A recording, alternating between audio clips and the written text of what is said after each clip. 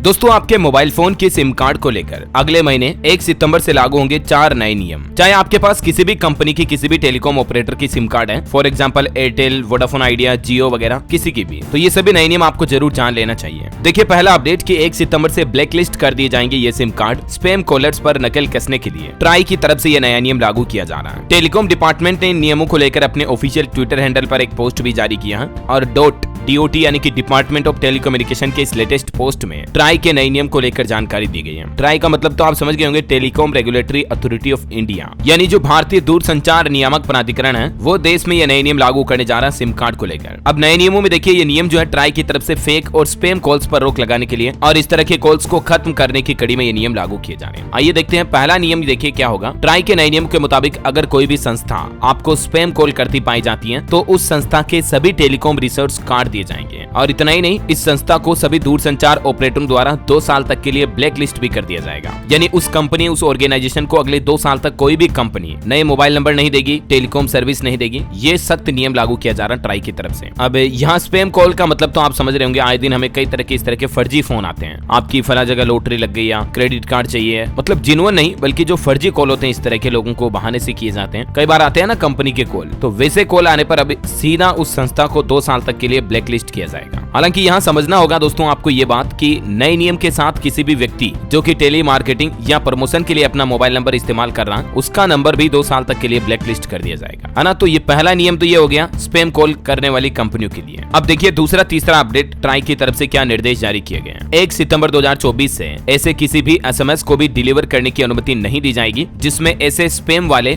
URL या APK link हैं जो व्हाइट लिस्ट में शामिल न हो। मतलब समझ रहे हो, कई बार आए दिन ऐसे SMS आते रहते हैं ना लोगों को कि फला ऐप डाउनलोड करो, पैसे जीतो, गेम खेलो, जिसमें एंड्रॉइड ऐप के लिंक होते हैं जो कि प्ले स्टोर पर अवेलेबल नहीं है। तो ऐसे SMS भी अब डिलीवर नहीं होंगे। किसी भी कंपनी द्वारा भेजे जा रहे ऐसे SMS को सीधा ब्लैक लिस्ट किया जाएगा। इसके अलावा भी दोस्तों टेलीकॉम सर्विस प्रोवाइडर्स को एंटिटी और टेली मार्केटर चेन बाइंडिंग को इम्प्लीमेंट करने के लिए 31 अक्टूबर 2024 तक का समय दिया गया ताकि इस तरह के मैसेज फ्लो का पता लगाया जा सके, क्योंकि आए दिन इसी तरह के मैसेजेस के जरिए लोगों के साथ धोखाधड़ी की जाती है, उनके बैंक खाते से पैसे कट जाते हैं। तो इन्हीं सब चीजों पर रोक लगाने के लिए ट्राई की तरफ से ये सख्त दिशा निर्देश जारी किए हैं। वैसे हाल ही में आपको पता होगा सरकार ने ये भी नया नियम बनाया था ऑनलाइन बैंकिंग फ्रॉड से बचने के लिए। अब जिन कंपनियों के कॉल आएंगे जेन्युइन ऑथेंटिक, वो कॉल 160 से शुरू होंगे। 160 की मोबाइल सीरीज अभी पहले चरण में चल रही है, जैसे 160 ABC इस तरह के फॉर्मेट में SMS वगैरह आएंगे अब आपको। इसका भी सरकार ट्रायल कर रही है और हाल ही में ट्राई ने टेलीकॉम सर्विस प्रोवाइडर्स के साथ इस संबंध में एक मीटिंग भी की और 31 अक्टूबर 2024 तक समय सीमा भी दी है इस तरह के फेक मैसेजेस फ्लो का पता लगाने के लिए, सिस्टम को सुनिश्चित रूप से लागू करने के लिए, है ना। और बाकी 2 साल तक के लिए बैन कर दिया जाएगा, कोई कनेक्शन नहीं मिलेगा। ये तो अपडेट मैंने आपको बता दिया। वहीं राजस्थान समेत 4 राज्यों में मोबाइल कनेक्टिविटी की भी ऑडिट की जाएगी, जहां सबसे ज्यादा फ्रॉड कॉल वगैरह होते हैं। इन सभी राज्यों में राजस्थान, गुजरात, हरियाणा, पंजाब के चुनिंदा शहरों में इसका ट्रायल भी शुरू होने जा रहा है। इसके अलावा सरकार का एक और प्लान है कि जल्द ही आपको मोबाइल पर कॉल करने वाले का नाम भी दिखने लगेगा। हाल ही में टेलीकॉम मंत्री ने खुद इस बात की जानकारी देते हुए कहा कि सुविधा के लिए कदम भी उठाए जा रहे हैं, आवश्यक कदम। मतलब जैसे ट्रू कॉलर में आपको नाम दिखता है ना, वैसे ऑफिशियली ट्राई की तरफ से वो नाम दिखाई देगा। अब आपको किसी थर्ड पार्टी ऐप की भी जरूरत नहीं पड़ेगी, ठीक है। तो सरकार ये भी नया नियम का प्लान कर रही है। और BSNL ने भी हाल ही में एक अनाउंसमेंट किया कि जल्दी BSNL यूजर्स को 4G 5G